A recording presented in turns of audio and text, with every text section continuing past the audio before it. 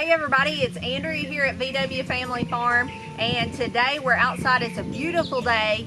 I want to share some things with you guys. I've got some seeds I want to get stuck in the ground, and I want to talk to you about a couple things that you guys have been asking about and give you some info.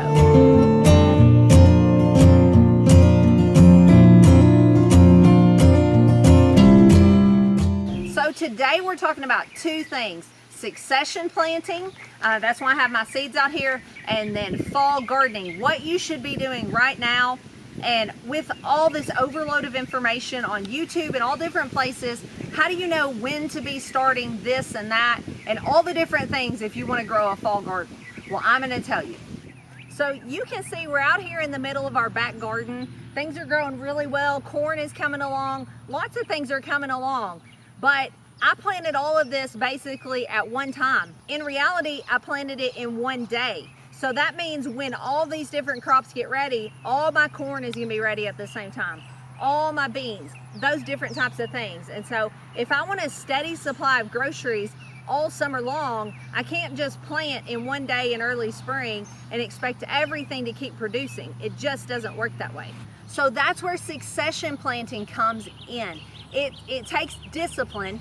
It's actually easier to go out there and plant 50 squash plants in one day, but as those start getting diseases, or they've just spent their life out in the garden and their life is done, and you start ripping those up, all of a sudden you have no squash. So you may get tired of squash at the beginning of summer when you're picking tons of it, but I promise you from experience, when it stops, you're gonna wish you had some more going. So we just got these seeds in the mail from Haas Tools. I'm really excited. These are all different varieties of squash. I've got the Sunburst, the Moonbeam. This is probably my favorite zucchini, the Golden Delight. I love these squash, this Delicata. I've bought many of these from Azure Standard. Really excited to grow my own.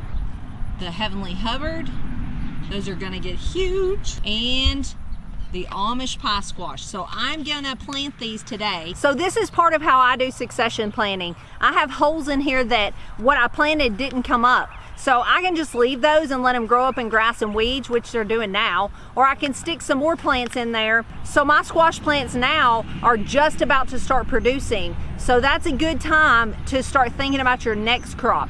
When one batch of something starts producing, like green beans, they're just starting to produce, go ahead and plant some more somewhere else.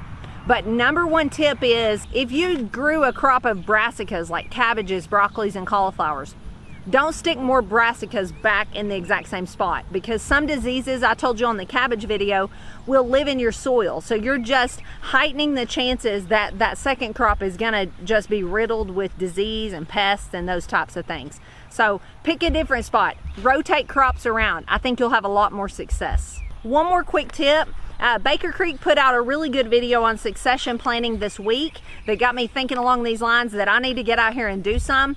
They said if you plant your first seeds in the spring, these seeds like 1/2 inch deep, go ahead and go 1 inch deep on these.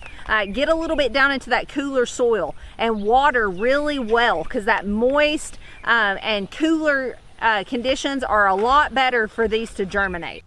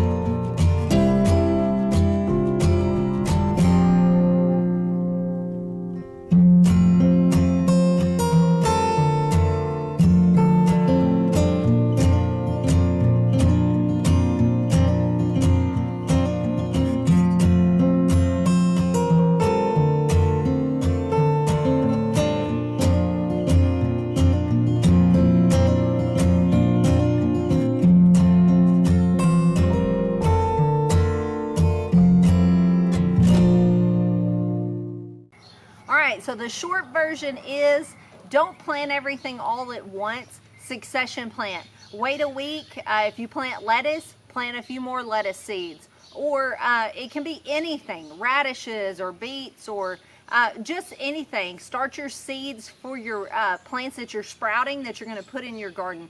Start those, stagger those as well, and you will have vegetables on a more consistent basis. So let's talk about fall gardening, because we are getting a lot of questions right now about, should I be starting my seeds for my fall garden? What should I be doing to prepare? So I want to mention a couple resources to you guys that will set you on the right track, and everything, of course, you guys know is specific to your zone. So I can't tell you, if you live way up north, when to be starting your fall seeds. I don't have all of that memorized, and I wouldn't think that you would want to trust me even if I told you, because I'm not in your zone. So number one thing is you need to find information for your zone. So how can you do that? So my first tip is this. We have used this for years. This is a calendar month by month of what to plant for our zone, specifically our state. This is put out by our university here in Arkansas. And almost every university has one of these.